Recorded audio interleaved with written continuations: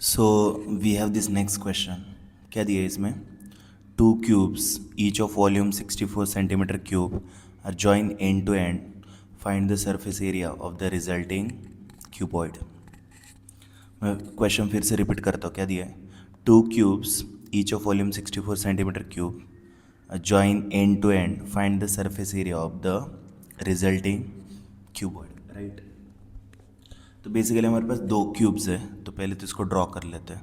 ठीक है, तो just give me a minute. तो हमारे पास दो क्यूब्स है, राइट.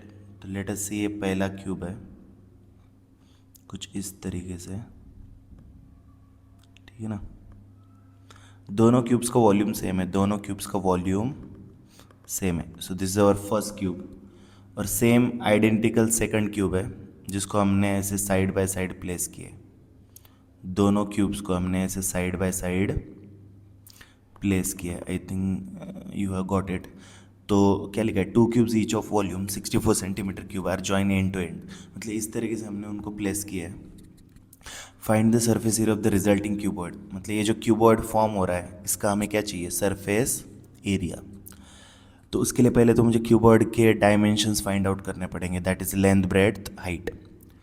तो यहाँ पे हमें क्या दिया है? Two cubes each of volume. तो हमें क्यूब का वॉल्यूम दिया है ना, उसका यूज़ करके we are going to find the side of the cube. ठीक है. तो यहाँ पे गिवन क्या है?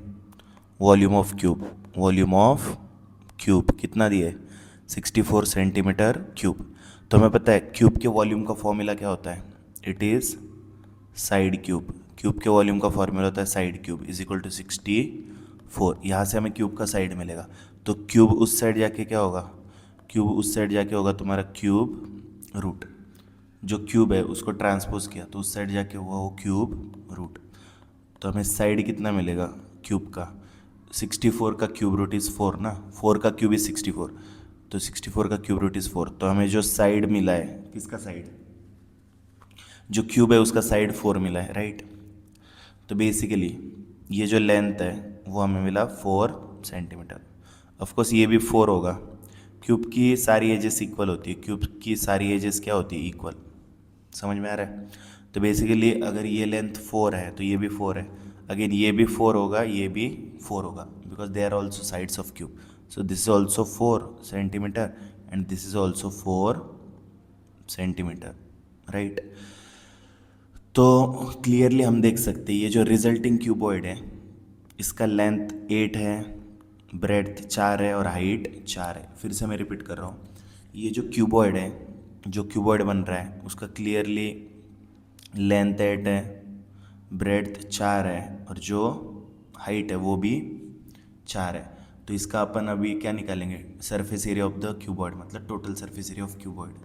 सो will use the formula of T S A of cuboid. ठीक है, T S A of cuboid. तो T S A of cuboid का फॉर्मूला होता है twice L B plus B H plus H L. So twice L मतलब length. तो मैंने क्या बोला? जो क्यूबॉइड है उसका लेंथ कितना है? 4 और 4 8.